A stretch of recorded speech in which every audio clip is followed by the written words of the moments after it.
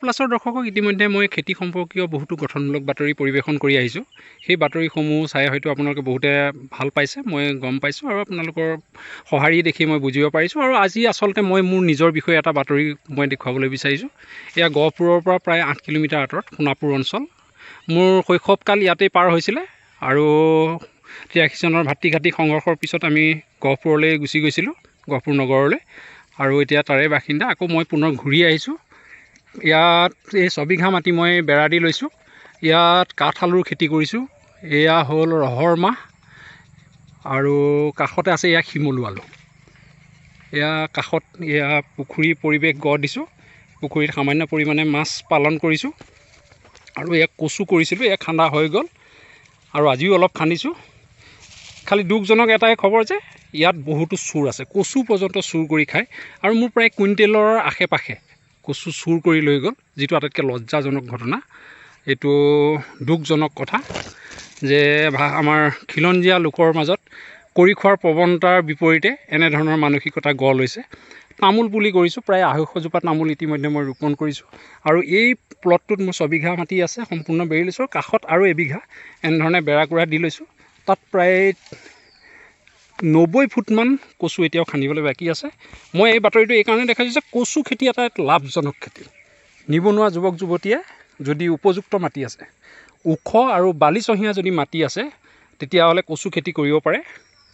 এয়া হ'ল কচু, সুন্দৰকৈ কচু হৈছে। কোনো জোপাত 3-4 কেজি পৰ্যন্ত ওলাইছে। মন ভাল লাগি যায় তেনেকুৱা, আৰু তেনেকুৱা কচু প্ৰায় 40ৰ পৰা 60 জোপা কচু চুৰ কৰি নিলে। আচলতে প্ৰায় 2 মাহমান ধৰি যিজোপা মূল কচু, সেই কচুজোপা গছে সৈতে চুৰ কৰি নি আছিলে, শেহতীয়াকৈ ধৰা পৰিছিলে।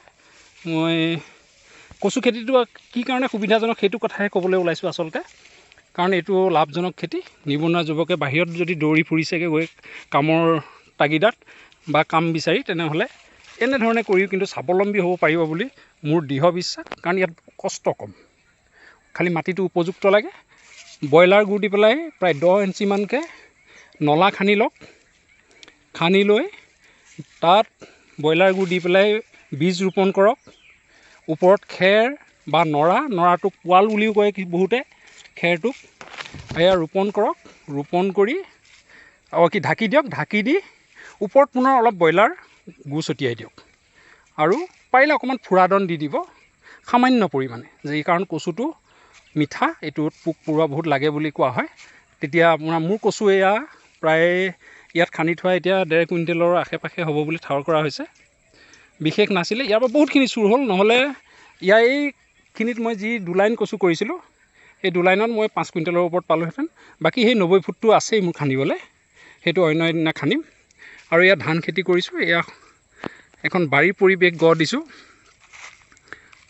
নাৰিকল পুলি, কল পুলি, অন্যান্য উন্নত জাতৰ গছৰ পুলিও ইয়াত ৰোপণ কৰিছোঁ। ধান খেতি ইমান পৰিমাণে ভাল নহ'ল, মাটিডৰা অলপ এঢলীয়া হ'ল, মিলাই ল'ব নোৱাৰিলোঁ। বৰিং এটা বহাই লৈছোঁ। এটা পেট্ৰলৰ সোণালিকা ৱাটাৰ পাম্প কিনি লৈছোঁ। সোনকালে এতিয়া আকৌ বাম খেতিৰ দিন আহিল, বাম খেতিত প্ৰয়োজন হ'ব সেইখিনি। আৰু কচু খেতি কৰিব পাৰে, মুঠতে লাভজনক। প্ৰথম অৱস্থাত যদি উলিয়াব পাৰে কচু, এতিয়া চাওক এইজোপা এজোপা কচু, ইয়াৰ লগত এইখিনি অনুষাংগিক, এয়া 3 কেজি আশে পাশে হ'ব। তেনেধৰণে ইয়াত 2 জোপা কচু আছে, এজোপা এজোপা, এজোপা এজোপা, যথেষ্ট ভাল ধৰণে হয় আৰু ইয়াতকৈও ডাঙৰ হয়। মোৰ একোটা একোটা কচু প্ৰায় 1.5 কেজি পৰ্যন্ত হৈছে, কোনটো তাতকৈ বেছিও হৈছে। ভাল লাগি যায়, দেখাৰ লগে লগে ভাল লাগে আৰু খুব সুন্দৰ সিজে। আটাইতকৈ ভাল লগা কথা যে সুন্দৰ সিজে, অকণো পেলনি নাযায়। এইখিনি আজি মই গহপুৰ প্লাছৰ দৰ্শকক দেখুৱালোঁ। আৰু ইয়াৰ উপৰিও মোৰ ঘৰত তাঁতশাল আছে, 3খন তাঁতশাল। এয়া পশ্চিমবংগৰ বেংগল শাল বুলি কোৱা হয়, তাতো ব্যস্ত থাকোঁ। ব্যৱসায় প্ৰতিষ্ঠান এটা আছিলে, প্ৰায় 7-8 বছৰ চলাইছিলোঁ, কিন্তু লকডাউনৰ সময়ত পৰিৱেশটো অকণমান বেয়া হৈ পৰাত মই বন্ধ কৰি দিলোঁ। যিটো গছাৰী সামগ্ৰী আছিল সকলোখিনি দৰিদ্ৰ পৰিয়ালক দান দি দিলোঁ আৰু বেমাৰটোৰ ভয় লগা ৰূপ দেখি পেলাই বন্ধ কৰিলোঁ। ভৱিষ্যতে আকৌ খোলাৰ আছে, নিজৰ দোকান, নিজৰ মাটিত নিজৰ দোকান বনাই লৈছিলোঁ। আৰু গহপুৰ নগৰৰ পৰা প্ৰায় 1 কিলোমিটাৰ ভিতৰত আমাৰ ৰূপনগৰ বুলি কয়, 4 নম্বৰ ৱাৰ্ড, সেইখিনি জেগাতে এই ব্যৱসায় প্ৰতিষ্ঠান আছে। ভৱিষ্যতলৈ আৰম্ভ কৰিম, সেইটো মোৰ সম্পূৰ্ণ ব্যক্তিগত। হয়তো কোৱাৰ কাৰণে ক'ব নালাগে যদি কিছুমান কথা ওলাই গৈছে, কৈ দিছোঁ।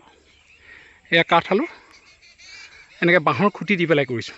প্ৰায় 50 জোপামান আছে কাঠ আলু, আৰু এই শিমলু আলু আৰু ৰহৰ মাহ প্ৰায় 300-400 জোপামান হয়তো হ'ব চাগে, ঠিক ঠাৱৰ কৰিব নোৱাৰিম, সুবিধা অনুযায়ী কৰি গৈছোঁ। খুব গৰম, 37 ডিগ্ৰী চেলচিয়াছ চলি আছে গহপুৰত এই মুহূৰ্তত। আৰু এই গৰমত মই কচু খান্দিছোঁ এটা কাৰণেই, নিশালে হয়তো নাথাকিব। বিশ্বকৰ্মা পূজাৰ আগদিনা ৰাতি ভালেখিনি কচু লৈ গ'ল, বস্তা হিচাপে নিছে। আৰু আজিৰ পৰা 2 দিন পূৰ্বেও একেধৰণে 6-7 জোপামান কচু লৈ গৈছে, যিটো মানে চৰম লগা নিন্দনীয়। কিন্তু উপায় নাই, তাৰ জহত আজি মই এই ৰ'দত এনেধৰণে খান্দি এয়া মই গহপুৰলৈ নি তাত চফা কৰি পেলাই মই পুনৰ পাইকাৰী ব্যৱসায়িক দিম। ধন্যবাদ।